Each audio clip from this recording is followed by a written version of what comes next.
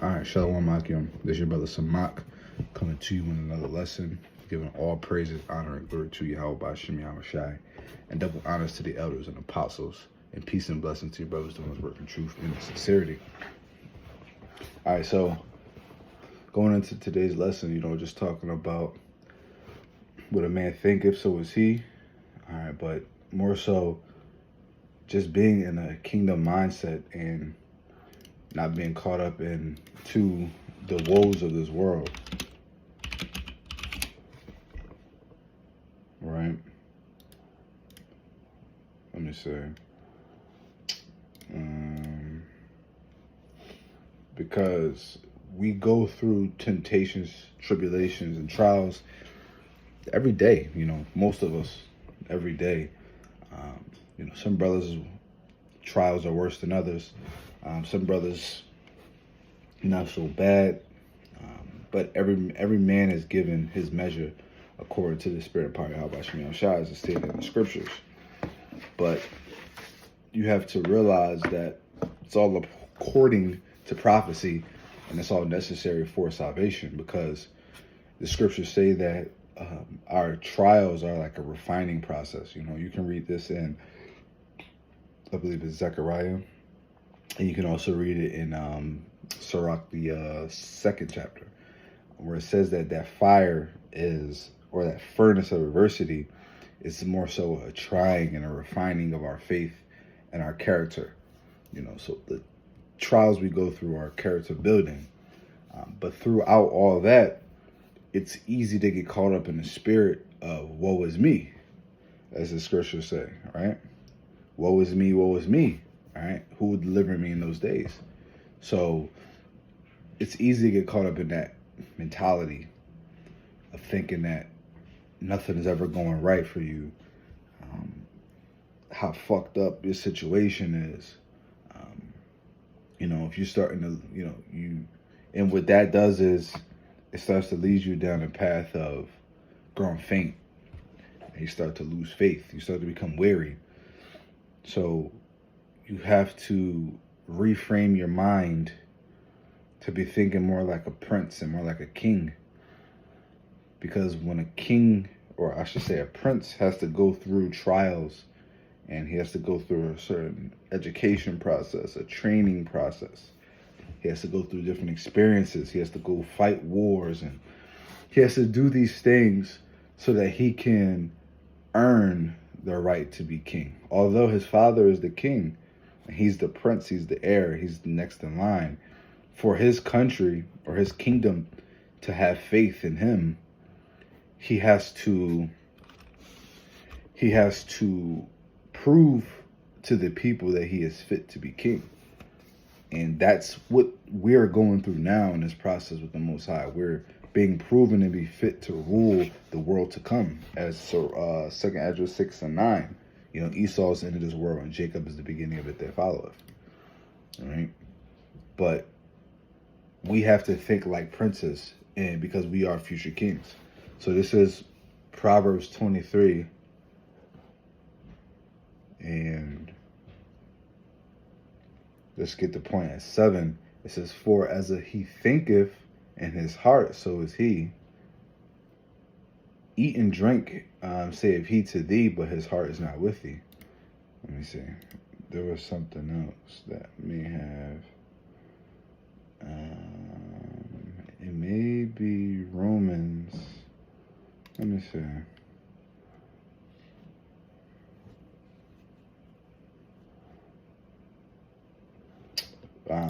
But the point really is, what you think of yourself is ultimately what you're going to be. If you think in a woe is me spirit, that's what's going to happen. You're going to be in woe. If you think of in a depressing manner, you're going to be depressed.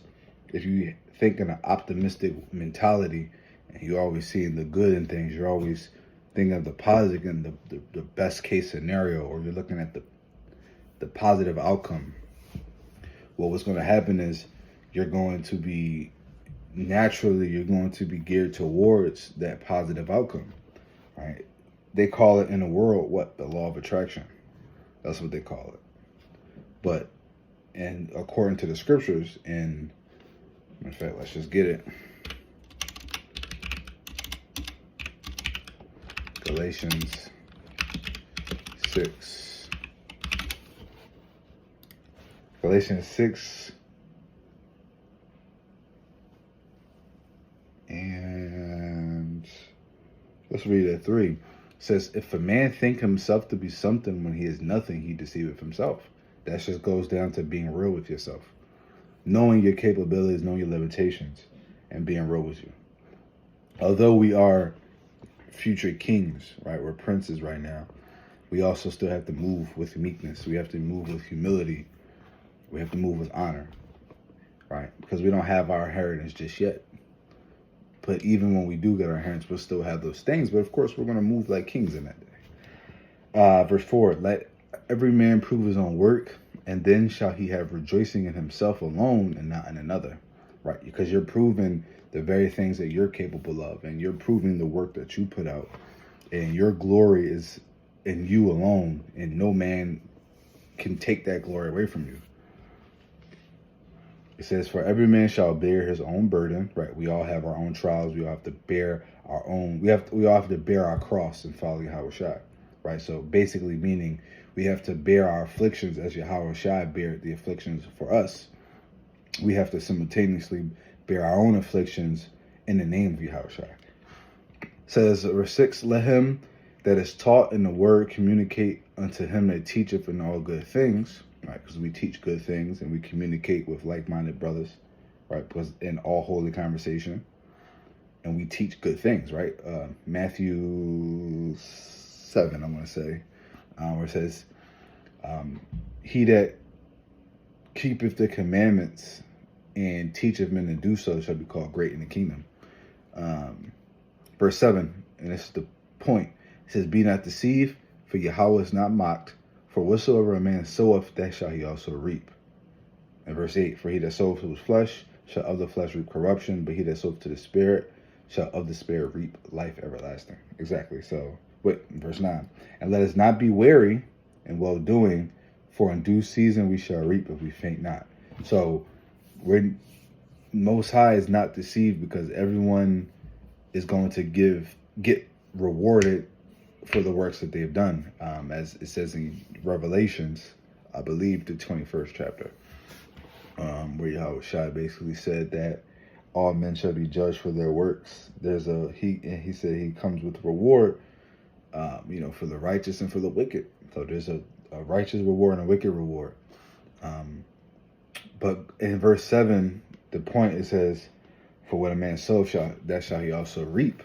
So if you sow spiritual things, you're going to reap spiritual rewards, right? So if you are in a mentality of thinking that you're in a mentality of confidence in the Lord, and you think about succeeding in His truth and prospering in His word, and you meditate on receiving salvation, well, it's very likely that you are going to receive those things, because when you meditate on those things and you think in that manner, it usually formulates the path of the actions that you take moving forward.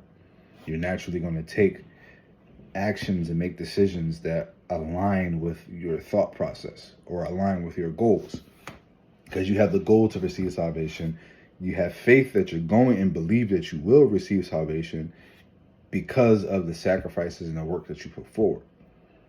And as you go through your life, your actions will be a testament or an example of your actual thought process. And you see it even in the world. You see people who are into fitness and health, people who are into fashion, people who are typically young and very successful and wealthy in this world, right? Quote unquote successful. But I'm going to just say affluent, right? Which is basically means someone who does very well financially for themselves. So you see these affluent individuals, and usually it's the younger guys, the guys who are in their,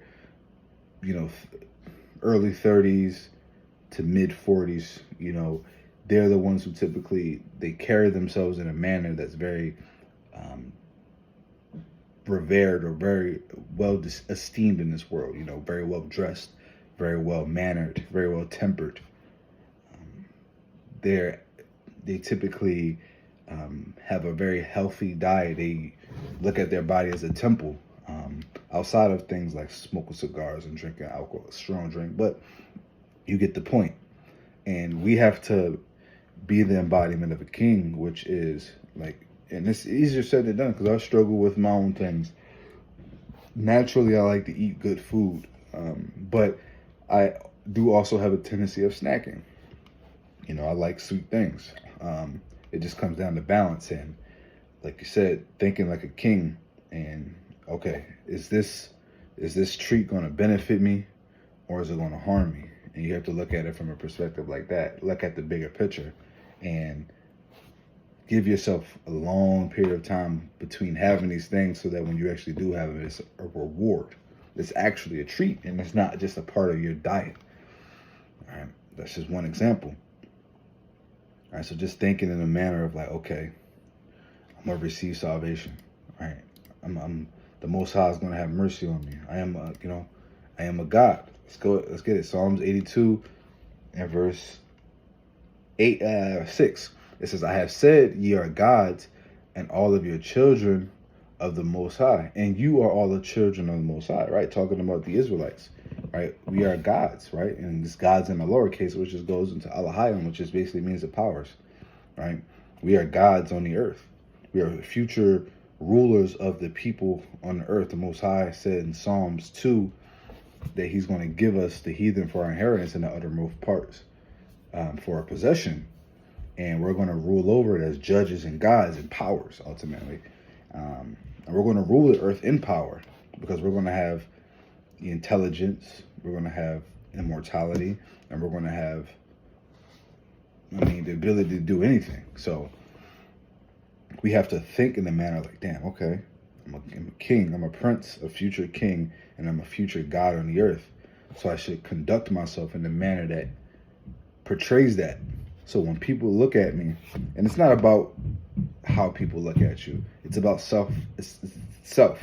Because when we read in verse 6, right, in Galatians 6, where it says that your works are basically going to be a testament for you. And it said, and it's in your glory is in you and no man alone. Well, when you move a certain way, when you have a certain image, everyone can say anything about you, but they can't deny the facts about you.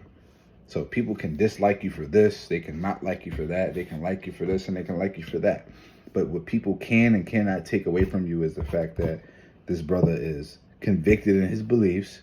He stands on principles. He honors his temple by what he puts in his body and how he moves in the world. All right. And he doesn't fold or step off of his morals and his path for anybody or anything. People can't deny that. That's just the truth. Like, yeah, I offered him this, but he said no. I offered him $100 million to come be the face of my company, but he has to shave his beard. And he said no. He said, I would rather die than to shave my beard for any amount of money in the world, because it's against my moral standards. People can't take that away from you. All right. And this is to close out. This is Deuteronomy 14:2.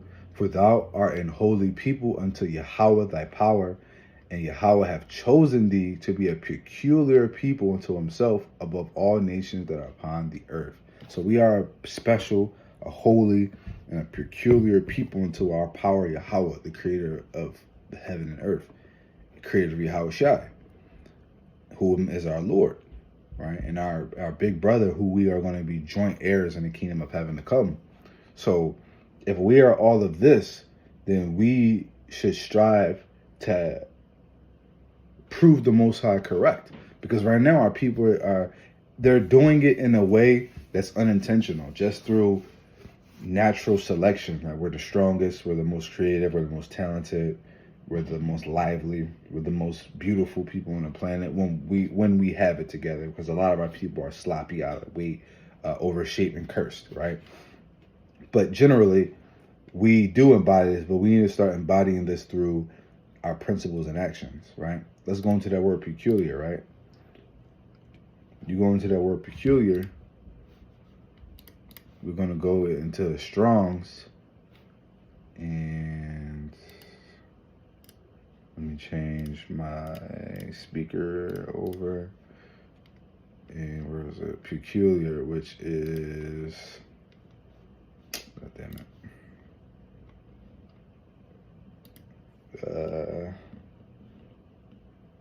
What is this? Sagala? Sugala? If it ever plays. It's not playing, but it's like Sagala. And it says possession property, right? But the Strong's goes into a treasure, valued property, right? Jewels, all right? So, and it also goes into wealth. So it's wealth, jewel, and a treasure, right? Something valued. And so we are a treasure unto the Most High. We're a jewel unto the Most High. And that further proves the point of what Hitler said in his memoir, Mein Kampf, when he said that America doesn't know that they have the jewels of God in their possession. You know, meaning we are the Most High's treasure. We are His possession. We are His property. Goes to show you that although all people on the earth are created by the Most High, you know, through Yahweh Shai, I didn't mean to do the air quotes, but by Yahweh Shai, by Yahweh through Yahweh Shai, it goes to show you that above all them, we are just His possession, and everyone else is just a creation. Everyone else is our possession. You get that? We, the Israelites, are the possession of Yahweh, but all the other people on the planet, the heathen, are the possession of the Israelites. And that's the natural order of things. And there's many scriptures that back that up. Deuteronomy 32, we just read in Deuteronomy 14, Deuteronomy 17 and 6, Psalms 2 and 8, Proverbs 149, Sirach 17 and 17. So the list goes on of how there's so many scriptures that prove that the Israelites are the chosen people and all the other nations are the possession of the Israelites. So think in the spirit of ye are God, you are a prince, and you're going through the process to receive your kingship. All right. So brothers, just stay firm in this truth. Stay fervent in the spirit, man. Lord willing, Most High bless you, brothers. Get out of that woe is me spirit if that's you. I was caught up in that. Get out of that bum spirit if that's you. The scriptures say, do good to thyself according to thy ability and give the Lord his due offering. So do good to yourself, man. Take care of your body. Eat clean. Exercise. You know, groom yourself. You know, if you got a little extra money, buy some new clothes, man, to make yourself feel good, because the scriptures say, or the scriptures don't say, but for a lack of, in other words, feeling good, looking good is feeling good, man. You know, scriptures say that a good body is esteemed as gold. All right. So take care of yourself, brothers, and get yourself in the spirit of positivity and progression. And that's when you'll start to see good things happen. And then the Most High will come back and we'll have the kingdom. So Lord willing, this video is edifying. Until next time, shalom.